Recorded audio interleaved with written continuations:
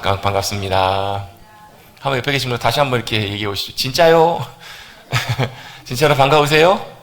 여러분, 사랑하는 가족들, 자녀들이 출타해서 먼 타지에 생활하다가 또 외국에 생활하다가 명절 통해가지고 오랜만에 예를 들면 명절에 추석에 집에 돌아왔어요. 반가우세요? 안 반가우세요?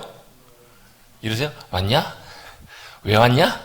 이러시지 않으시죠? 어떻게 해요? 굉장히 반가워요. 마음이 들어요. 왜요? 사랑하는 관계는 만나면 반갑습니다. 여러분, 주님께서도 우리가 예배로 나올 때마다 우리의 마음의 중심으로 주님 사모하에 나오는 심령들을 정말로 기쁨으로 반갑게 맞아주시는 주님이신 줄로 믿습니다. 왜요? 사랑하시니까. 우리 형제자매들도 우리 서로 사랑하라는 주님의 말씀 따라서 우리가 만날 때마다 서로 반갑고 만날 때마다 서로에게 큰 기쁨이 되는 우리 사랑하는 성도님들 되시기를 주님의 이름으로 축복합니다. 아멘. 그런 마음으로 다시 한번 인사 나누겠습니다. 즐거운 추석 되십시오. 즐거운 추석 되세요. 명절 즐겁게 잘 보내십시오. 이번 연휴가 길어서요, 이제 몇몇 분들도 저에게 연락을 하시면서, 목사님, 죄송해요. 제가 명절 때 좀 다녀와야 될 것 같아요 하면서, 오늘 또 좀 참석이 어렵다고 하시면서 가신 분들도 계시고요. 여러분들이 계시는 것 같아요. 추석 명절 연휴도 즐겁게 가족들과 또 의미 있는 뜻깊은 귀한 시간들 되시기를 간절히 바랍니다. 참 우리가 하나님께 주신 은혜와 기쁨을 누리며 살아간다라고 하는 것은 참 큰 은혜이고 복입니다. 왜요? 우리가 뭐기 때문에? 우리가 누구예요? 예, 하나님의 자녀예요. 그리스도인, 그리스도 안에서 하나님의 자녀된 거룩한 주님의 백성들이기 때문에 그래요. 그래서 하나님과 우리가 특별한 관계로 새롭게 그 관계가 새로워진 거예요. 에베소서 2장에 보면요, 원래 우리가 어떤 존재였냐면, 우리가 하나님과 아무 관계 없을 때, 하나님을 모를 때, 하나님을 믿지 않을 때, 여러분 밖에 나가서 물어보세요. 안 믿는 사람들에게 하나님을 아버지라고 불러보시라고 하면 불러요? 안 불러요? 안 불러요. 왜? 아버지가 아니니까. 그냥 또 부른다고 해서 아버지도 아닌데 부른다고 해서 아버지가 되는가? 그것도 아니잖아요. 원래 우리가 어떤 존재였냐면 본질상 진노의 자식이었다고. 본질상 진노라는 건 뭐예요? 하나님의 진노가 함께하는, 하나님과 상관없는 그런 결국은 심판과 멸망 가운데 갈 수밖에 없는 우리의 인생이었다고요. 여러분, 그 사형리 같은 거 들어보셨잖아요. 저는 이제 그 복음을 처음 배울 때 그 다리에어하라고 선교회에서 이렇게 만들었던 그 복음 전도 그걸 가지고 처음 배우게 됐는데, 저는 처음에 그걸 보고 깜짝 놀랐어요. 그냥 제가 그냥 은연중 알았던, 그냥 들었던 복음에 대해서 굉장히 선명하게 그 그림을 통해서, 그 이미지를 통해 설명을 해주는 거예요. 원래 하나님께서 우리를 만드실 때 어때요? 하나님과 우리가 함께 거할 수 있도록 이렇게 만들어진 존재였는데, 뭐가 그 안에 들어와요? 죄가 들어오면서 하나님과 우리 사이가 완전히 딱 단절됐다는 거예요. 그래서 우리 인생의 끝이 뭐 있어요? 우리 인생 걸어가다 보면 태어나서 우리 인생의 마지막 종착점이 어디예요? 죽음의 자리예요. 아까도 제가 그 예전에 생겼던 교회 우연찮게 이제 한번 오랜만에 들어갔더니 또 제가 아시는 그 집사님 한 분이 이제 별세하셨더라고요. 70 몇 세로 이렇게 70대 후반으로 별세를 하셨어요. 광고가 났어요. 보면서 참 마음이 좀 뭔가 이게 좀 그래요. 그런 소식을 들을 때마다. 아니, 분명히 예전에 같이 신방하고 만나고 교회에서 뵙고 인사하고 했던 분인데 이제는 육신으로는 다시 만날 수가 없게 되는 거예요. 왜요? 어느 누구도 거역할 수 없이 우리 인간의 삶의 걸음의 마지막 자리에는 뭐가 있냐면 죽음이라는 것이 우리를 기다리고 있어요. 그런데 성경은 분명히 말씀하십니다. 그 죽음이 끝이 아니다. 죽음 끝에는 뭐가 있어요? 그 그림에 보면요, 인간이 쭉 이렇게 오다가 하나님과 원래 연결되어 있다가 죄와 단절되면서 마치 절벽처럼 떨어지는 거예요. 그래서 끝에 와서 죽음이 경험하면 그대로 끝나는 것이 아니라 쭉 떨어진 밑에가 뭐가 있냐면 사망과 심판, 저주와 영원한 멸망의 권세가 우리를 기다리고 있는 거예요. 안 보여요, 지금. 왜? 여러분 그렇잖아요. 절벽 보시면 절벽 밑에가 보여요, 안 보여요? 언제 보여요? 절벽 떨어질 때 이때 봐야 보여요. 여기서 볼 때는 안 보여요. 그냥 여기서 볼 때 아무것도 안 보이니까 그냥 끝이 있나 보다, 사람은 죽나 보다, 그렇게 막연하게 생각해요. 그래서 요즘 사람들이 되게 죽음 앞에서 이런 표현을 잘 써요. 뭐라고 쓰냐면 좋은 곳에 가셨을 거예요. 좋은 곳에 가셨을 거라고. 죄송하지만요, 좋은 곳에 가기를 누구나 다 바라죠. 근데 인간의 현실과 처지와 운명은 뭐예요? 그 절벽 끝에 떨어지면요, 좋은 곳이 아니라 우리를 기다리고 있는 심판과 저주와 멸망의 권세가 우리를 기다리고 있는 거예요. 그게 여러분 우리 인간의 본성이고 인간의 원래 모습이에요. 그걸 뭐라고요? 에베소서는요, 진노의 자식이라고 표현해요. 진노의 자녀. 진노의 자녀였는데 그 진노의 자녀에게 뭐가 임해요? 은혜가 선물로 주어져요. 하나님의 은혜가 우리 가운데 선물로 주어졌더니 우리 공로가 아니라 뭐예요? 그 은혜에 의하여 믿음으로 말미암아 어때요? 하나님의 선물로 우리가 그 은혜를 선물로 받고 생명이 우리 가운데 들어오신 거예요. 예수 그리스도.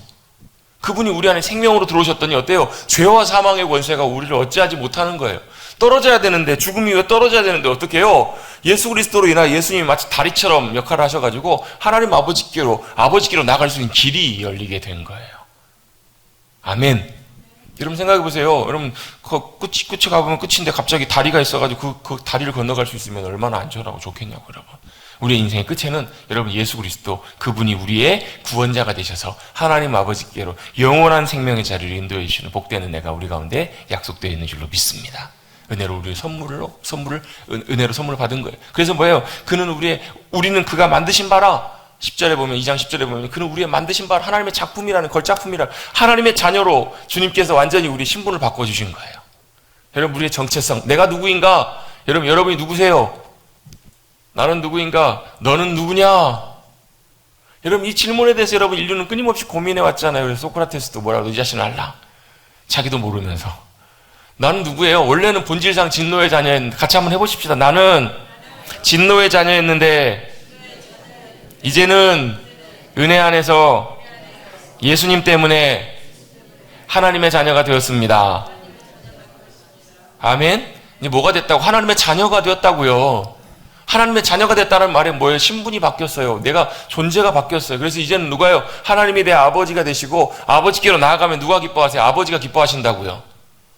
여러분 자녀가 부모에게 할 수 있는 가장 큰 효도 중에 하나가 뭐예요? 자기 자신이잖아요. 돈 보내드리는 것보다 어때요? 사랑의 마음을 담아서 부모님 찾아가는 것, 인사하는 것, 같이 시간을 보내는 것, 사랑을 나누는 것, 사랑을 고백하는 것, 그게 진짜 효도잖아요. 부모의 마음을 헤아리지 못하면 아무리 귀한 것 많은 것 갖다 줘도 어때요? 부모의 마음은 씁쓸할 수밖에 없다고요. 여러분 우리 하나님의 자녀라면 여러분 우리가 하나님의 기쁨으로 드려지는 귀한 주님의 복된 자녀들이 되시기를 간절히 바랍니다. 그렇게 저와 여러분 하나님께서 불러주셨다라는 거예요. 그래서 우리가 뭐예요? 이 땅에서 하나님의 은혜와 풍성한 것들을 누리며 살아갈 수 있도록 하나님께서 우리의 생명의 길을 열어주셨어요. 예수님께서 요한복음 10장에 이렇게 말씀하시거든요. 내가 온 것은 뭐하러 오셨다고? 두 가지를 말씀하세요. 내가 온 것은 양으로 생명을 얻게 하고, 여러분 여기 밑에 머릿돌에 보면 요한복음 10장 말씀 새겨져 있거든요. 우리 머릿돌 교회니까 머릿돌은 잘 보고 다니십시다. 머릿돌에 중요한 말씀을 써놨는데요. 10장 말씀 다 연결된 말씀이에요. 예수님이 이 땅에 오셨는가? 양은 누구예요? 우리잖아요. 우리로 뭐예요? 생명을 얻게 하고 더 풍성히 얻게 하려 하십니다. 이렇게 말씀하세요. 오신 목적이 두 가지래요. 같은 의미이지만 실제로는 좀 표현을 좀 달리해서 양으로 생명을 얻게 하고 저와 여러분에게 영원한 하나님의 생명을 얻게 하시려. 그게 무슨 말이냐면 다시 하나님과 우리가 연합되는 거예요.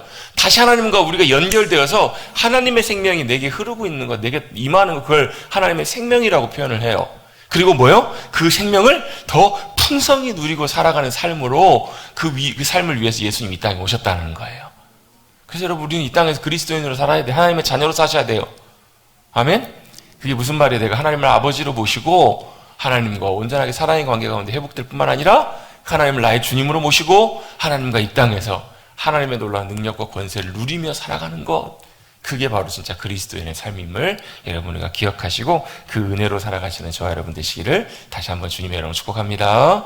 아멘. 그래서 여러분 우리를 통해서 하나님께서는 그 하나님의 귀한 은혜와 생명들을 흘려보내기를 원하세요. 그래서 제자들을 부르셨고요. 그래서 하나님 예수님께서는 이 땅에 하나님의 사람들을 세우셨어요. 그리고 그들의 온전한 그리스도의 제자된 삶, 증인된 삶을 통해서 2000년이 지난 지금도 여러분 우리가 누구를 어떻게 해요? 하나님을 알게 되는.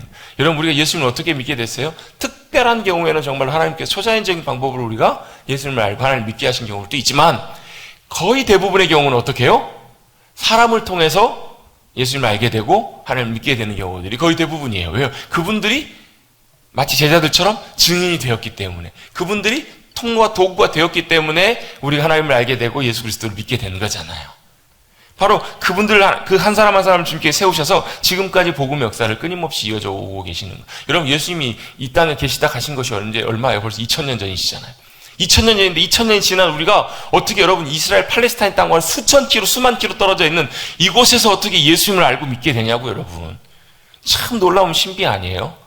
하나님께서는 하나님의 사람들 한 사람 한 사람을 세우셔서 그들을 통해서 하나님의 살아계심과 예수 그리스도를 이 땅에 우리에게 알게 하시고 만나게 하시고 믿게 하시고 하나님의 귀한 자녀가 되게 하신 줄로 믿습니다. 어떻게 영접하는 자 곧 그 이름을 믿는 자들에게는 하나님의 자녀가 되는 권세를 주셨으니, 우리가 대단해서 그런 게 아니라 우리가 교회 잘 다녀서 그런 게 아니라 어떻게 해요? 예수님을 나의 구주로 잘 모시고 내 안에 주님으로 모시고 살아가는 이들에게 주신 하나님의 뭐예요? 특권, 권한이라고요. 바로 그것이 바로 나의 정체성이고 내 존재입니다. 내가 바로 하나님의 자녀이고 그리스도인임을 꼭 기억하시기를 간절히 바랍니다. 그럼 이제 중요한 게 뭐예요? 그렇다면 내가 그리스도인이고 하나님의 자녀인데 내가 믿고 내가 아버지로 모시고 사는, 또 내가 나의 주님으로 고백하고 사는 그 하나님이, 예수님이 어떤 분이시냐는 거예요. 그걸 고백하는 게 뭐예요? 사도의 전통을 따라서 고백해왔던 사도신경이라는 거예요. 우리가 고백하는 믿음의 고백들이. 왜요? 그 당시에는 여러 가지 많은 이유들이 좀 있었어요. 뭐 이단에 여러 가지 많은 복잡한 것들도 있었고, 또 내가 예수님 믿는다고 하는데 진짜 믿는가? 예를 들면 세례를 줄 때나 이럴 때 그것들을 확인하고 또 가르치기 위해서 이런 고백들이 필요했던 거예요. 그래서 지난주에 우리는 사도신경의 첫 고백, 바로 나는 전능하신 아버지 하나님, 천지의 창조주를 믿습니다. 여러분 사도신경 고백할 때 어떻게 고백하시죠? 나는 전능하신 아버지 하나님, 천지의 창조주를 믿습니다. 저도요, 이게 안 고쳐져요. 뭐가 안 고쳐지냐면, 옛날에 했던 주기도문 사도신경 이 습관들이 잘 안 고쳐져가지고, 같이 할 땐 상관이 없는데, 이게 혼자 이렇게 하거나, 이렇게 예배인도 하거나 할 때 보면, 습관적으로 자칫 잘못하면 옛날 전능하사가 먼저 나와요. 그래서 이렇게 한번 이 말이 꼬이면, 굉장히 여러 가지로 말들이 다 꼬여가지고 당황하는 경우도 있거든요. 갑자기 막 머리가 하얘지고 그런 경우 종종 있어요. 나는 전능하신 아버지 하나님, 천지의 창조주를 믿습니다. 근데 여러분, 이 고백들은 우리 사도신경의 고백도 마찬가지고 주기도문의 고백도 마찬가지고 주문이 아니라고요. 주문이 아니고 우리의 고백이 돼야 된다고. 그럼 우리 지난주에 이제 말씀 나누면서 이 첫 단어, 이 첫 문장을 시작하는 맨 첫 단어가 무슨 단어라고요? 크레도라는 단어예요. 크레도. 크레도라는 말이 무슨 말이에요? 크레도가 아니라, 크레도라는 말은 무슨 얘기냐면, 크레도라는 말이, 크레라는 말, 심장, 도, 주다. 심장을 내어줄 만큼, 목숨을 걸 만큼 뭐예요? 내가 분명하게, 확실하게 믿습니다. 그냥 머리로만 동의하는 것이 아니라, 지식으로만, 지적으로만, 예, 제가 믿어요, 동의해요, 이게 아니라, 내 생명을 걸어놓고 심장을 내어줄 만큼 내가 동의하고 믿는 바, 그 믿는 바가 뭐라는 거예요? 그 뒤에 고백이라는 거예요. 그리고 또 어떤 분이, 내가 믿는 그분이 내가 심장을 내어놓을 만큼, 목숨을 걸 만큼 더 귀하고 중요한 분이심을 내가 동의합니다라는 고백의 의미가 바로 크레도라고 했어요. 크레도가 제일 먼저 나와요. 이 사도신경은 이 크레도라는 단어로 시작을 합니다. 나는 믿습니다. 나는 뭘 믿어요? 그 뒤에 나와 있는 뭔데요? 아버지 하나님. 하나님이 뭐가 되신다고? 내 아버지가 되신다라는 걸 믿는 거예요. 여러분, 이 고백이 여러분 우리에게 얼마나 중요하고 좋은지 몰라요. 하나님이 우리의 아버지 되신다. 하나님이 나의 아버지가 되신다라는 말은 어떻게 이게 가능하게 됐어요? 어떻게 우리가 하나님을 아버지로 부를 수 있게 됐어요? 하나님이 우리를 먼저 선택하셨기 때문에 그래요. 하나님이 우리를 먼저 선택하셨고, 하나님이 우리를 아버지로 부를 수 있도록 자녀 삼아 주셨기 때문에, 이게 뭐라고? 이게 아버지 하나님의 사랑이라고요. 불가능한데, 말도 안 되는 일인데, 그러면 제가 지난주에 말씀드렸어요. 어떻게 개가 사람이 될 수 있는가? 개가 와가지고 어느 날 와가지고 뭘 그러면서, 아빠, 이 돼요 안 돼요? 요즘은 뭐 개도 자식이고 막 이래가지고 말을 합치면 안 됩니다. 개가 자식이라는 말을 합쳐놓으면 안 돼요. 나쁜 말이 되잖아요. 농담입니다. 웃자고 하시는 말씀인데 굉장히 심각하게 들으셔가지고, 개의 자녀는 여러분 뭐예요? 개예요, 개. 개가 사람에게 와가지고 아버지 그럴 수가 없다고요. 본질적으로 다른 존재이기 때문에 그래요. 본질적으로 같을 수 없는, 아버지가 될 수 없는 그런 관계예요.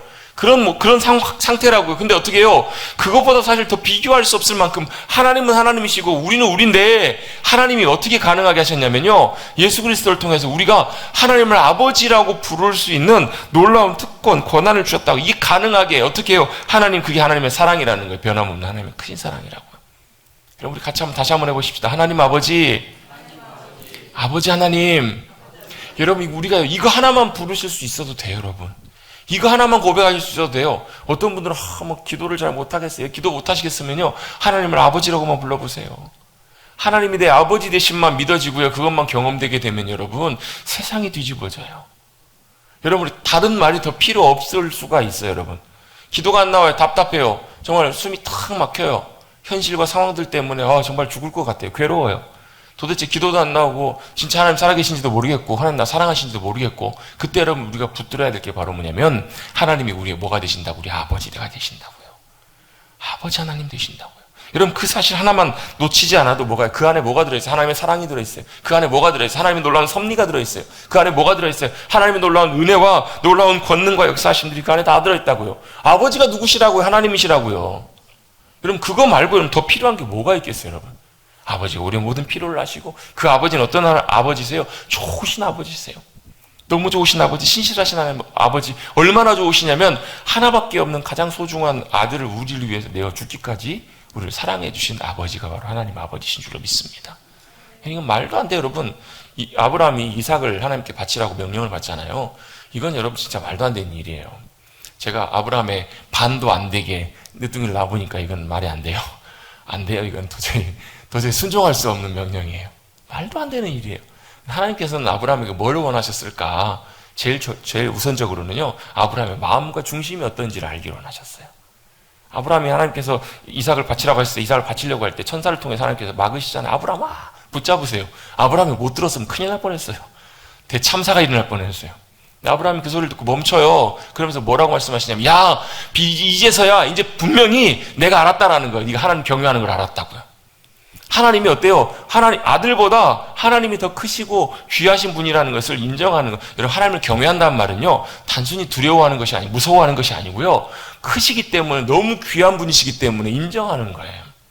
그 주님 앞에, 그 주님이 얼마나 귀하고 놀라우신 분이신지를 고백하고 인정하는 그것이 하나님을 경외하는 것인데, 아브라함의 마음의 중심에 있는 하나님을 향한 그 마음을 하나님께서 받으셨고 아셨다라는 거예요. 여러분, 보통 여자분들이 그런 얘기 많이 하거든요. 자기나 사랑해? 자기나 사랑이 뭐예요? 남자들은 대부분 뭐라 그래요? 그걸 몰라서 물어? 뭘 쌀데기 없는 소리. 뭐 하고 싶은 거예요? 대답을 듣기를 원한다기보다 뭐 하는 거예요? 그 마음의 표현을 듣기를 원하는 거예요. 제가 이렇게 자꾸 말씀드리고 이렇게 가서 꼭 해보시라고 하면 잘 안 하시더라고요. 집에 가셔서 한번 꼭 사랑의 표현을 해보십시오 하면 하시는 분들도 계시는데, 좀 불편하신 분들도 계세요. 뭘 원하는 거예요? 그 표현을 원하는 거예요. 몰라서가 아니라 알지만 그 표현을 통해서 다시 한번 확인하기를 원하는 거예요. 하나님께서 아브라함의 마음을 아셨을까요? 모르셨을까요? 아셨죠. 근데 그 아브라함의 실제 액션, 실제 순종하는 그 모습을 통해서, 실제 그 삶의 액션을 통해서 하나님은 그 모습을 보시면서 얼마나 기뻐하셨겠냐고요. 아시지만, 주님 사랑해요, 이렇게 아시지만, 제 주님 신뢰해요, 다 드릴 수 있어요, 주님 저보다 너무 제 모든 것보다도 귀한 분이세요, 다 하나님께서 아시지만 어떻게 실제 내 삶의 순종과 모습으로 헌신하고 온전하게 드려졌을 때 하나님께서 그 모습을 통해서 더 기뻐하시더라고요. 그걸 이삭을 받기를 원하셨던 것이 아니잖아요. 그 또 한 가지가 뭐였냐면, 하나님께서는 아브라함의 마음과 중심을 받기를 원하셨고요, 또 한 가지는 아브라함에게 그 사건을 통해서 하나님이 귀한 약속을 하나를 하세요. 무슨 약속이요? 네가 대적의 문을 취하게 될 거라고. 네 후손. 아브라함의 후손을 통해서 예수님이 오시잖아요. 예수님을 통해서 주실 약속. 그러면서 여러분, 그게 교차가 돼요. 뭐가 교차가 되냐면, 하나님께서는 그 여러분, 모리아산이 성전산이거든요. 그 솔로몬의 성전산이고, 그 겟세만의 그 동산, 그 산, 같은 산자락이에다가 같은 산인데, 거기에 누구를요? 2000년이 아니죠. 한 몇백 년 후에, 1000년 후에 누구를요? 자신의 아들 예수 그리스도를 십자가에서 하나님 아버지께서 죽게 만드신 곳이 그곳이라고요. 아브라함이 이삭을 죽이려고 했을 때 하나님께서 막으셨어요. 아브라함의 아버지의 마음이 어떻겠냐고, 여러분. 어떤 마음으로 하나님 앞에 이삭을 죽이려고 했을까요? 순종하긴 하지만, 하나님이 내게 귀하신 분이시기 때문에 믿음으로 순종하지만, 실제로 아들의 마음을 보고 아들의 상황을 보면 아버지의 마음이 어떻겠냐고요. 보통 자녀를 먼저 떠나보내신 분들은 보면, 부모님은 돌아가시면 산에다 묻지만 자녀는 어디다가요? 마음에다가 죽을 때까지 묻는다고, 안 잊혀진다고들 하시잖아요. 그게 그만큼 큰 고통이고 아픔이기 때문에 하나님께서는 기꺼이 이삭은 막으시고, 자기 아들은 아브라함의 후손들, 믿음의 자녀들을 위해서 내어주신 분이 바로 우리 하나님 아버지인 줄로 믿습니다. 왜요? 그게 바로 이처럼 사랑하신 하나님의 사랑이셨거든요. 여러분, 하나님을 우리가 아버지로 부를 때마다 그 아버지의 사랑을 더 귀하게 경험해 가시는 사랑하는 성도님들 되시기를 간절히 주님의 이름으로 축복합니다. 하나님이 누구라고? 내가 누구를 믿는다고요? 아버지 하나님, 하나님이 내 아버지심을 믿는다고요. 그 안에 있는 사랑을 믿고 그 신실하신, 나를 부르시고 선택하신 하나님의 사랑을 믿는다라는 거예요. 그런데 그 하나님이 어떤 분이시라고요? 아버지 하나님? 그 앞에 하나 빠지는 게 있죠? 원래 이제 원문에 보면 전능하심이 나와요. 그 다음에 전능하심이 하나 나오는데, 그 하나님은 어떤 분이시라고? 전능하신 분이시라고요. 그 하나님의 전능하심이 어떻게 나타났나요? 하나님께서 하늘과 땅을 창조하신 창조주 하나님이시라는 거. 여러분, 창조주라는 말은 무슨 말이냐면, 무에서 유를 만드시는 유일하신 분이란 말이에요. 여러분, 이 땅에도 보면 많은 사람들, 지금도 보면 많은 기술들이 많이 발전해요. 어떨 때 보면 깜짝 놀라는 기술들도 진짜 많아요. 근데 이 기술들은 다 뭐예요? 자연 법칙에 있는 것들을 우리가 발견해내는 거예요. 발견하고 조합하고 만드는 것이지, 없는 것에서 있는 것을 만들어내는 존재는 하나님 한 분밖에 안 계세요. 유일하게 창조주 하나님, 전능하신 하나님이신 유일하신 하나님만이 하실 수 있는 것이 바로 뭐냐면 아무것도 없는데 없는 것에서 있는 것을 만드실 수 있는 하나님. 그래서 어떻게 해요? 불가능한 것을 가능하게 하신 하나님, 죽은 자도 살리신 하나님, 모든 것들을 이 땅에서 모든 것을 가능하게 하신 하나님, 전능하신 하나님, 천지를 만드신 창조주 하나님이 바로 저와 여러분의 하나님 아버지신 줄로 믿습니다. 그래서 우리는 고백하는 거예요. 그분이 누구시라고? 나는 누구를 믿어요? 아버지 하나님을 믿어요. 그분이 어떤 분이시고요? 전능하세요. 여러분, 전능하시고 천지를 만드신 하나님이시라면 그 모든 천지에 일어나는 모든 일들은 다 누구 밑에 있어요? 하나님 밑에 있다는 얘기예요. 하나님의 손 안에 있다는 얘기예요. 누가 제일 크세요? 하나님이 더 크신 분이시라고요. 그래서 여러분, 믿음은 뭘 보는 거예요? 우리가 겪는 여러 가지 환경과 현실과 일들보다 더 크신 하나님을 보는 것이 믿음이에요. 제가 그러면 지난주에 이런 예를 들어 성경에 다윗 골리앗 예를 들었죠. 다윗이 골리앗 앞에 어떻게 나갈 수 있었어요? 골리앗이 여러분 다윗과 비교도 안 돼요. 키도 아마 2배 정도 컸던 것 같아요. 왜? 골리앗은 거의 3m였거든요. 전쟁에 능한 사람이 머리끝부터 발끝까지 철갑으로 철로 다 갑옷을 입고 있고요. 여러분, 한 번도 아마 전쟁에 지지 않지 않았을까? 용맹스러운 장군이었어요. 왜요? 어떻게 알아요? 이스라엘 사람 중에서 어느 누구도 대적해서 나가려고 하지 않았었잖아요. 아무도 안 나가요. 그만큼 여러분 압도적이고 위압 있고 두려운 존재였던 골리앗 앞에 나가는데 다윗이 여러분 그냥 나가요. 다윗이 안 두려웠을까요? 인간적인 눈으로 봤으면 아이고 저 어떻게 나가냐 싶었을 수도 있겠죠. 근데 다윗이 딱 고백하는 고백은 이래. 너는 칼과 창과 단창으로 이게 무슨 말이냐면 네 힘으로 나왔지 나는 전능하신 하나님 만군의 여호와 하나님 아버지 이름으로 나간다라는 거예요. 그 말은 무슨 얘기냐면 그 상황에서 누구를 보고 간 거예요? 그 상황에 함께하고 계시는 골리앗보다 크신 전능하신 위대하신 하나님을 믿음의 눈으로 보고 나간 거예요. 여러분, 이것이 믿음인 줄로 믿습니다. 여러분, 엘리사가 도단성에 있을 때 뭐가 보여요? 게하시는 두려워 떨고 있을 때 하나님 아버지의 천사가 그들과 함께하고 있는 것들이 보이잖아요. 여러분, 그것이 믿음이고 전능하신 하나님, 위대하신 주님을, 크신 하나님을 바라볼 수 있는 귀한 믿음 가운데 서시는 저와 여러분 되시기를 간절히 바랍니다. 그게 바로 우리가 첫 번째 고백했던 첫 문장 안에 담겨있는 내용들이에요. 여러분, 사도신경의 고백은 물론 성경 말씀에 있는 내용, 몇 장 몇 절의 내용들은 아니지만 성경에서 우리가 믿고 고백하는 그 고백들을 사실은 이제 좀 모아놓은 거잖아요. 그렇잖아요. 하나님 우리 아버지 되신다는 거. 성경에 보면 다 나와 있는 고백들이고, 전능하신 하나님이시라는 것도 마찬가지고, 창조하신 하나님이시라는 것도 다 나와 있는 고백들이잖아요. 여러분, 이것처럼 말씀의 내용들 하나하나 우리가 파고, 하나하나 우리 따져보다 보면 그 안에 귀한 보화들이 참 많은 것 같아요.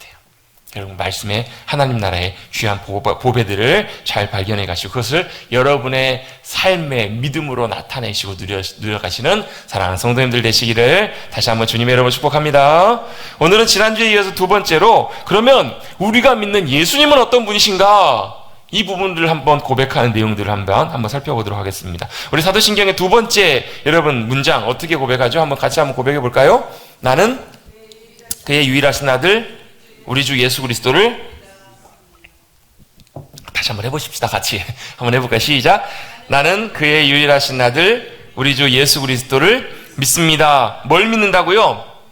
여기도 마찬가지로 제일 위에 이제 크레도라는 단어가 나오진 않지만 다 묶여 있어요. 같이 하나님 아버지 하나님하고 묶여 있는 것처럼 또 그의 유일하신 아들, 요거 딱 그대로 다 이 부분들이 되어 있습니다. 그 두 번째 고백, 바로 뭘 믿는가? 나사렛 예수 그리스도, 예수님이 바로 나의 그리스도이심을 믿는다라는 고백입니다. 그리고 그분이 누구시냐면 유일한 하나님의 아들이라는 것, 우리가 이렇게 고백하고 있습니다. 자, 오늘 여러분 마태복음 우리 16장 본문을 읽었는데요. 이 본문은 굉장히 유명하고 잘 알고 있는 그런 내용들이죠. 예수님께서 가이사랴 빌립보에 가셨을 때 제자들에게 이렇게 물으십니다. 사람들이 나를 누구라 하느냐?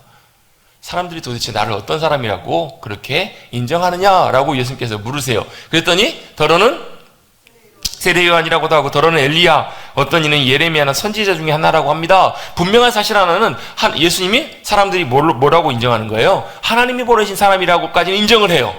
하나님이 함께 하신 사람이기 때문에 예수님을 통해서 능력과 또 선포되는 말씀의 놀라운 권세가 마치 선지자처럼 이렇게 사람들에게 비춰졌던 거예요.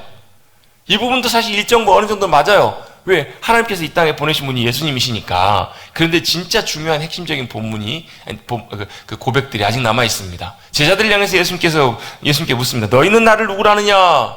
여러분도 한번 여쭤보겠습니다. 여러분은 예수님을 누구라고 부르십니까? 여러분에게 예수님은 어떤 분이십니까? 우리 권사님 주님이라고 하셨어요. 주님의 의미가 무슨 말이에요? 주님을 부르는데 그냥 호칭처럼 부르는가? 아니잖아요. 우리의 진짜 고백, 우리의 예수님을 향한 고백, 여러분 이것은 사실 좀 다 다를 수 있어요. 왜? 본인이 경험하고 본인이 만난 주님, 본인이 알고 있는 주님의 모습들은 약간 다를 수 있기 때문에 그래요. 조금씩 다른 모습으로. 왜요? 주님은 너무나 다양한 모습을 갖고 계세요. 너무나 다양하고 너무나. 그래서 여러분 어떤 사람을 만났을 때 많이 만나다 보면 저 사람에 대해서 이제 그만하라고 되겠다, 충분히 알만하다 이러면 어때요? 다시 만나는 기대감들이 그냥 편하게 만나는 관계가 되지, 만났을 때 야, 저 사람이 저런 사람이구나 이런 그런 기대감이나 이런 마음들, 설레임이 좀 떨어지잖아요. 걱정 안 하셔도 되는 게, 여러분 하나님은, 예수님은 우리가 영원토록 알아도 끝이 없는 분이 바로 우리 주님이세요. 얼마나 귀한 분이신지, 얼마나 크신 분이신지, 그분의 아름다움과 그분의 위대하심과 귀한 것들이 여러분 얼마나 대단한지 여러분 이 땅에서 다 우리의 삶 동안 알아도 못 알고요, 못 알아가고 영원토록 아마 알아도 다 모르지 않을까. 왜? 그 주님은 영원하신 하나님이시기 때문에 참 귀한 분이세요. 사람마다 다 만나고 경험하는 고백들이 다 달라요. 여러분은 예수님을 어떤 분이시라고 여러분 알고 믿고 고백하십니까? 예수님이 여러분 어떤 분이세요? 옛날에 여러분 그런 찬양이 하나 있었거든요. 예수 나의 신랑, 예수 나의 기쁨, 예수 나의 기쁨, 아멘, 아멘, 이런 찬양이 있었어요. 같이 고백하는 거거든요. 이게 예수 나의 신랑, 예수 나의 친구, 예수 나의 이런 고백들이 있어요. 찬양할 때 찬양인도자 종종 그렇게 하기도 해요. 누구를 부르면서 누구 한번 고백해 오세요. 그럼 그분은 뭐라고 고백하는 거예요? 자기가 고백하는 예수님에 대한 고백을 하는 거예요. 오늘 몇 분 많이 안 나오셨으면 우리 다음은 같이 한 분씩 돌아가면서 한번 해볼까요? 이러면 다 고개를 숙이시더라고요. 여러분에게 예수님 과연 어떤 분이십니까? 예수님 어떤 분이신가? 이때 베드로가 등장하죠. 베드로가 등장해서 뭐라고 고백하는지 한번, 우리 잘 아는 말씀이지만 다시 한번 읽어볼까요? 16절입니다. 16절 같이 한번 읽어봅니다. 시작. 시몬 베드로가 대답하여 이르되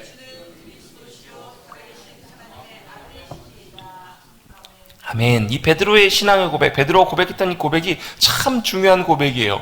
예수님이 너무 기뻐하십니다. 17절에 보시면 예수께서 대답하여 이르시되 바요나 시몬아, 내가 복이 있다. 이를 내게 알게 하니는 혈육이 아니요 하늘에 계신 내 아버지시니라 라고 말씀하세요. 이 베드로가 자기 지식으로, 자기 지혜로 이게 대답한 것이 아니라 하나님 아버지께서 너에게 깨닫게 해주셨기 때문에 이렇게 고백했다는 거예요. 그 말은 무슨 얘기예요? 하나님 아버지가 인정하는 고백, 하나님 아버지께서도 동의하시는 고백이라는 걸 알게 하신 거니까. 하늘에 계신 아버지께서 알게 하신 그 지식을 가지고, 그 지혜를 가지고 주님은, 당신은, 예수님은 그리스도시고 살아계신 하나님의 아들이십니다. 두 가지를 고백해요. 뭘 고백해요? 예수님이 뭐라고요? 그리스도가 되신다라는 거예요. 그 두 번째는 뭐예요? 살아계신 하나님의 아들이시라고 두 가지를 고백하고 있습니다. 여러분 이 두 가지가 어디 나와요? 오늘 우리가 읽었던, 고백했던 사도신경의 첫 문장에 나오는 고백이에요. 하나가 뭐라고요? 예수님은 그리스도시라는 거, 또 그분이 누구시라고? 살아계신 하나님의 아들이시라는 거. 이 두 가지가 바로 베드로가 고백했던 그 고백 위에 담겨있는 중요한 내용들입니다. 그러면서 예수님께서는 이 고백 위에, 그 믿음의 고백 위에 교회를 세우겠다고. 교회는 어디 위에 세워져 있어요? 예수님이 그리스도이심이 고백되는, 그리고 그분이 살아계신 하나님의 아들이시다는 것. 여러분 조금 이따 바로 살펴보겠지만 이 두 가지 의미, 이 믿음의 고백 위에 세워진 것이 바로 저와 여러분의 교회인 줄로 믿습니다. 그래서 교회는 뭐예요? 교회는, 제가 이제 성경 공부할 때마다 교회에 대해 설명하면 항상 이렇게 말씀드립니다. 교회는 눈에 보이는 교회가 있고 눈에 보이지 않는 교회가 있지만 본질적으로 교회는 바로 그리스도 안에서 하나님 믿는 성도들이 된 한 사람 한 사람이 바로 교회다. 믿는 그리스도인들 한 사람 한 사람이 바로 교회라는 거예요.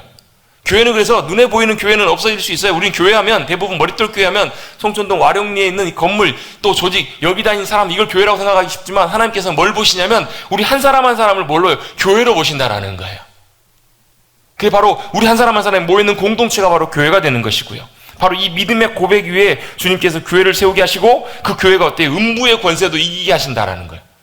음부의 권세, 사망과 심판과 저주의 권세들도 이기게 하신다. 이 표현을 그 영어 성경에 보면 게이트 오브 하데스라고 표현되어 있어요. 지옥의 문의 열쇠를 하나님께 주시겠다라는 거. 여러분 옛날에 전쟁할 때 성문 열고 들어가면 여러분 성 함락됩니다. 그래서 여러분 옛날에 성 할 때 보면 어떻게든지 성을 함락하기 위해서 막 사다리 놓고 올라가기도 하고 하잖아요. 또 제일 효과적이고 제일 중요하게 공격하는 게 뭐예요? 성문을 이런 큰 이렇게 기둥 같은 거 이렇게 공격하는 무기 만들어가지고 쿵쿵 박으면서 이렇게 어떻게든 뚫으려고 하잖아요. 왜? 성문이 무너지면 어떻게 해요? 그냥 적군이 들어가면 함락하기 너무너무 쉬운 거예요. 하나님께서는 예수 그리스도 주님, 또 그 믿음의 고백 위에 교회를 세우시고 그 교회를 통해서 뭘 이기게 하셨는가? 음부의 권세, 음부의 문도 주님께서 열 수 있는 놀라운 능력의 권세들을 저와 여러분 교회 가운데 허락해 주신 줄로 믿습니다. 그 권세를 저와 여러분에게 주셨다라는 거예요. 이 열쇠를 주님께서 주셨기 때문에 사도 베드로에게 이렇게 얘기합니다. 천국의 열쇠를 주셔서 땅에서도 매면 하늘에서도 매일 것이고 땅에서 풀면 하늘에서도 풀리리라. 이런 놀라운 권세가 누구에게? 베드로의 믿음의 고백 위에. 로마 카톨릭에서는, 카톨릭 교회에서, 천주교에서는 그래서 이 교황을 베드로를 교황 일대 교황이라고 하잖아요. 근데 실제로는 뭐에 초점이 맞춰져 있냐면 베드로라는 인물보다, 베드로라는 사람보다 베드로의 뭐예요? 믿음의 고백 위에 교회를 세우시고 이 놀라운 능력과 권세를 주시겠다라고 주님이 약속해 주고 계시는 거예요. 여러분, 우리도 이 믿음의 고백 위에 서시는 저와 여러분 되시기를 주님의 여러분 축복합니다. 도대체 이 믿음의 고백이 왜 중요하길래? 이 믿음의 고백이 바로 우리가 사도신경에서 두 번째 고백하는 내용입니다. 먼저 누구를 믿냐면 하나뿐인 유일하신 아들이시라는 거예요. 옛날 우리 사도신경에 보면요, 외아들이라는 표현이 있어요. 외아들. 근데 외아들이라는 표현이 좀 우리나라 말로 좀 문제가 있습니다. 외아들은 아들은 하나인데 딸이 많을 수가 있어요. 그렇잖아요. 맞아요. 그래서 지금은 이제 유일하신으로 바뀌었는데, 유일하신이라는 말이 좀 맞아요. 뭐더라. 이 단어가 있어요. 유일하신 아들이시라는 표현이 맞아요. 왜? 하나님께는 유일하게 한 분, 하나님, 예수님 한 분밖에 안 계시니까, 아들이. 외아들이라 그러면, 아들은 왜, 아들 하나인데 딸이 8이야. 그것도 외아들이에요.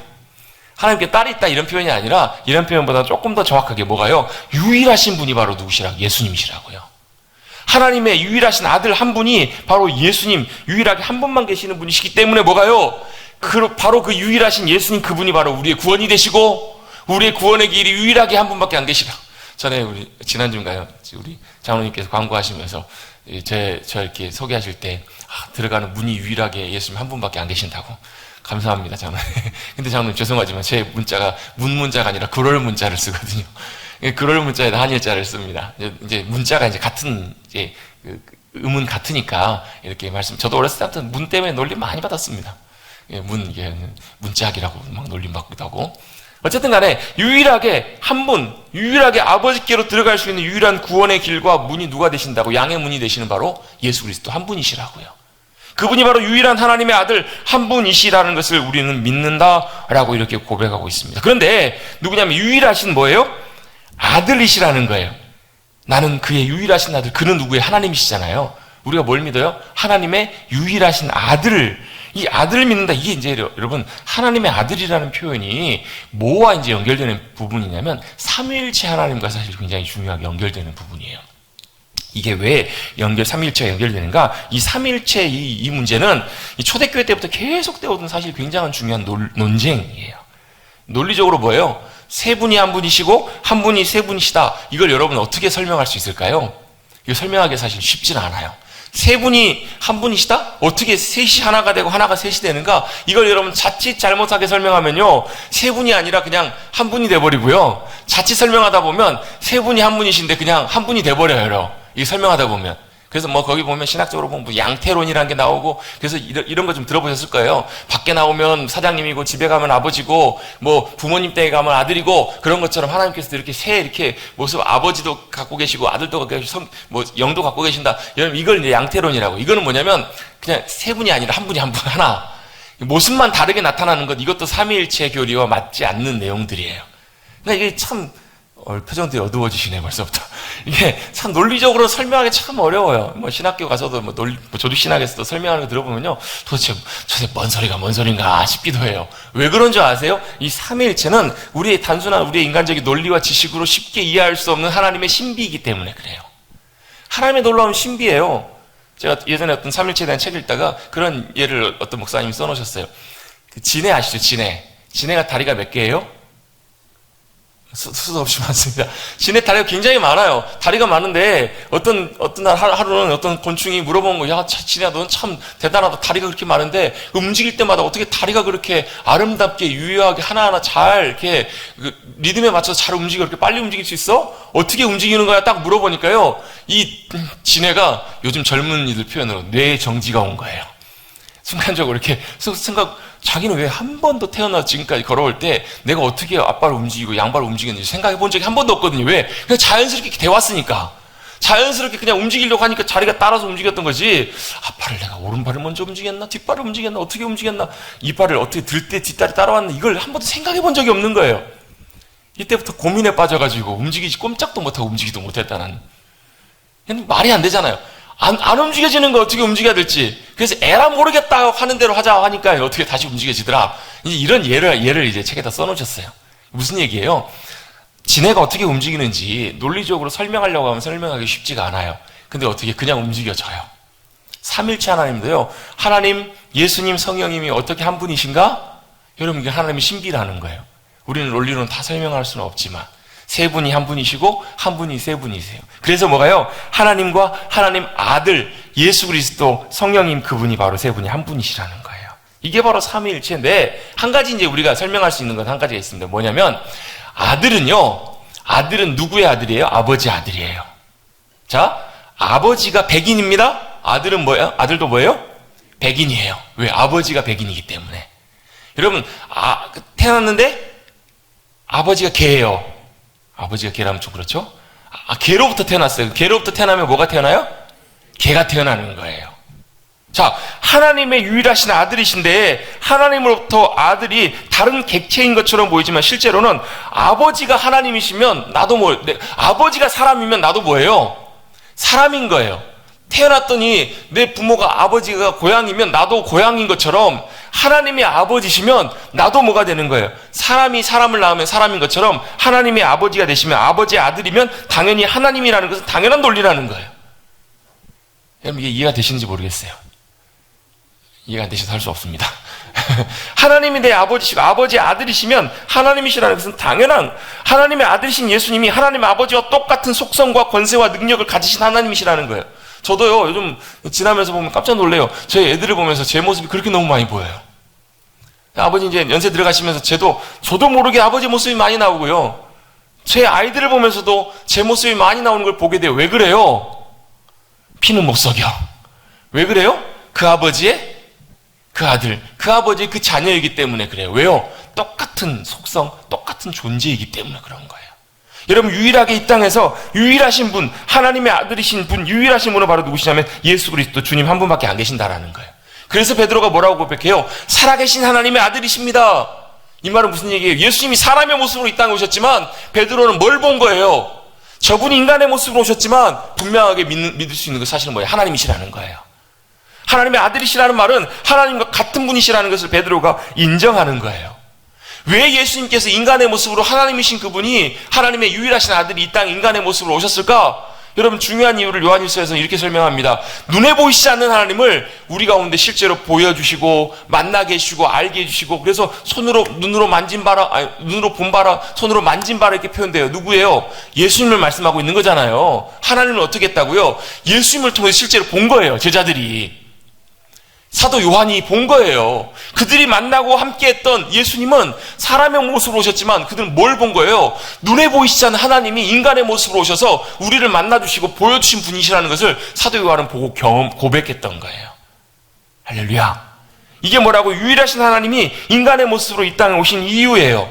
또 예수님이 하나님의 아들이시면서 하나님과 같은 분이시면서 완전한 하나님이시면서 인간의 모습으로 오셔야만 했던 이유 바로 뭐예요? 저와 여러분의 죄를 жил어지시고 저와 여러분의 모든 당해야 되는 저주와 모든 것들을 다 감당하시고 짊어지시고 저의 죄의 문제를 죽음과 사망의 문제를 해결하시기 위해서 이 땅의 모습으로 인간의 모습으로 똑같은 모습으로 오셨어야만 했기 때문에 그렇다는 거예요. 아멘. 그래서 하나님이신 유일하신 하나님의 아들 하나님이신 그분이 인간의 모습으로 우리 가운데 오신 분이 바로 예수 그리스도 주님이신 줄로 믿습니다. 그래서 사도 베드로는 바로 예수님은 어떤 분이세요? 살아계신 하나님의 유일하신 아들 그분이십니다. 하나님과 같은 분이십니다. 하나님 그분이십니다라고 그는 고백하고 있어요. 또 그 앞에 뭘 고백하고 있어요? 또 주는 그리스도시오라고 고백하고 있습니다. 여러분 그리스도라는 말이 무슨 말이에요? 제가 자주 설명드렸죠. 그리스도는 메시아라는 말하고 똑같은 말입니다. 메시아라는 히브리어를 헬라어로 번역해 놓은 말이 그리스도라는 말이에요. 그러니까 메시아하고 그리스도는 같은 단어라고 보시면 돼요. 그리스도가 뭐고 메시아가 뭔가? 메시아라는 말은 원래 기름 부음 받은 자라는 마시아라는 말이 원래 기름 부음 받다라는 말, 기름 부음 받은 자예요. 성경에 보면 누구에게 기름을 붓도록 하나님께서 이렇게 정해 놓으셨냐면 왕, 또 제사장, 또 선지자들. 이렇게 이들을 향해 하나님께서 기름 부어서 거룩하게 구별해 세우게 하셨어요. 하나님께서 구별하여 세우셨어요. 메시아는 근데 일종의 뭐냐면 어떻게 의미에서 보면 왕이기도 하고 제사장이기도 하고 선지자이기도 한데 사실 일종의 고유명사와 같아요. 이제 자주 제가 이런 표현을 씁니다. 러시아의 옛날에 황제 이름을 짜르라고 불렀어요. 로마의 황제는 뭐라고 불렀냐면 시저라고 카이사르라고 불렀어요. 중국의 왕의 이름을 황제 맞죠? 일본은 뭐예요? 일왕 뭐라고 부르나요? 저는 일왕이라고 천왕이라고 불러요. 이렇게 부르는 것처럼 이스라엘의 왕의 이름의 호칭이 바로 뭐냐면 메시아인 거예요. 그러니까 메시아라는 말, 그리스도라는 말은 어느 왕이냐면 이스라엘의 왕, 하나님 나라의 왕, 하나님이 세우신 하나님의 백성들의 왕이 누구시냐면 바로 예수 그리스도시라는 거예요. 그래서 그 메시아라는 말은 뭐예요? 주님께서 이 땅에 우리의 왕이 되신다라는 거예요. 이 땅에 우리의 왕으로 오신 분이 바로 예수님이시다. 그래서 그 메시아 그리스도라는 것. 사도 베드로가 주는 그리스도시오라는 고백의 의미는 뭐예요? 메시아, 바로 예수님이 우리의 왕이십니다. 그리고 여러분 예수 그리스도라고 이렇게 보통 우리가 부르잖아요. 예수 그리스도, 예수와 메시아, 마시아 그러는데 예수라는 말은 무슨 얘기냐면 호세아, 여호수아, 예수와 다 같은 말이에요. 이 말은 구원자라는 말이에요. 우리를 구원하시는 분. 이 예수라는 말, 그리스도라는 말은 다 어디서부터 온 말이냐면요. 천사를 통해서 하나님께서 마리아에게 직접 알려주신 이름이에요. 왜요? 그분의 이름, 그분의 성품이 바로 우리의 뭐가 되시기 때문에 구원자가 되시고 우리의 왕으로 이 땅에 오신 분이 바로 우리 주님이시기 때문에. 여러분 이 사도 베드로의 고백처럼 우리도 똑같이 이렇게 고백할 수 있게 되기를 바랍니다. 우리 같이 한번 고백하겠습니다. 주님은 그리스도시요 살아계신 하나님의 아들이십니다. 누구시라고요? 하나님 그분이시라고요. 또한 동시에 그러시면서 우리의 구원자로 이 땅에 오신 분, 인간의 모습으로 오셔서 우리의 참된 구원자가 되시는 유일하신 분이 바로 우리 주님이십니다 라고 믿음으로 고백하고 있습니다. 이 고백이 바로 방금 우리가 고백했던 사도신경의 첫 문장입니다. 나는 그의 유일하신 아들 우리 주 예수 그리스도를 믿습니다. 같이 다시 한번 고백하겠습니다. 나는 그의 유일하신 아들 우리 주 예수 그리스도를 믿습니다. 아멘. 이 고백 안에 담겨있는 의미, 하나님과 같으신 예수님께서 이 땅에 친히 우리 가운데 오셨다라는 거예요. 뭘로요? 우리를 구원하시기 위해서, 우리와 함께 하시기 위해서 이 땅에 오신 분이 바로 우리 주님 예수 그리스도 주님이신 줄로 믿습니다. 그분이 우리의 뭐가 되신다고요? 주님이 되신다고요. 주님은 무슨 말이에요? 주님은요, 우리 좀 듣기 좀 그렇지만 주인님이라는 말과 같은 말이에요. 주인님. 우리의 인생의 주인님, 또 우리의 영혼의 주인님, 우리의 모든 삶의 주인. 그 말은 무슨 얘기냐면 주님이 나를 마음대로 하시는 분뿐만 아니라 내가 모든 것을 주님께 믿고 맡길 수 있는 분이시라는 거예요. 같이 한번 해보실까요? 주님, 우리는 누굴요? 그 주님을 나의 주님으로, 예수님을 나의 주님으로 고백하는 거예요. 내 주님께 모든 걸 맡길 때 우리를 영원한 생명으로 건지시고 우리의 모든 것을 책임질 수 있는 주님께 모든 것을 내어드립니다. 맡겨드립니다. 여러분 이렇게 하는 고백임을 여러분 기억하시고 여러분 우리를 나의 주님으로 실제 내 인생의 주님으로 모시고 살아가시는 저와 여러분들이 모두가 되시기를 간절히 주님의 여러분 축복합니다. 원래 그 다음 문장까지 좀 나누려고 했는데 시간이 이제 다 가가지고요. 마무리를 하려고요. 그 다음 문장이 무슨 말이에요? 그는 성령으로 잉태되사라는 표현이에요. 성령으로 잉태되셨다는 말이 무슨 말일까요? 하나님의 능력과 권세로 이 땅에 악의 모습으로 오신 분이시라는 거예요. 이걸 여러분 이렇게 표현할 수 있습니다. 성령님의 능력으로, 성령님에 의해서 누가요? 하나님이신 예수님이, 하나님의 아들이신 유일하신 예수님이 어떻게 오셨다고요? 우리 가운데 들어오셨다고요. 그래서 C.S. 루이스라는 분은 이런 얘기를 합니다. 이건 놀라운 기적이라고. 이건 놀라운 하나님의 역사. 하나님이 인간의 역사 속으로 들어오시는 기적 중에 기적. 하나님이 어디로 들어오셨다고요? 인간의 역사, 저와 여러분의 삶의 자리 가운데 들어오신 기적이라고요. 어떻게 해요? 성령님의 잉태케 하심으로. 하나님이신 그분이 이 땅에 우리 가운데 찾아오신 놀라운 사건, 그것이 바로 예수 그리스도 이 땅에 동정녀의 마리아의 몸으로 오신 놀라운 사건인 줄로 믿습니다. 사람의 방법이 아니라요, 놀라운 주님의 방법과 능력으로. 분명히 모양은 사람의 모양인데 사람이 아니에요. 분명히 사람의 모양으로 이 땅에 태어나셨는데 하나님의 방법으로, 성령님의 놀라운 역사하심으로 하나님이신 그분이 우리의 삶의 자리 가운데 찾아오신 분. 어디요? 가장 낮은 말구유까지 찾아오시면서 우리와 함께하기를 원하셔서 이 땅에 오신 분이 바로 우리의 주님이신 줄로 믿습니다. 그게 뭐라고? 하나님의 기적이라고요. 하나님의 놀라운 역사하심이라고요. 여러분, 그 주님, 우리가 믿는 주님이 바로 그 주님이심을 믿음으로 고백하시고 그 주님과 함께 믿음으로 그 주님을 나의 주님으로 모시고 이 땅에서도 주님과 함께 승리하시는 복된 사랑하는 성도님들 우리 모두가 되시기를 다시 한번 주님의 여러분 축복합니다. 아멘.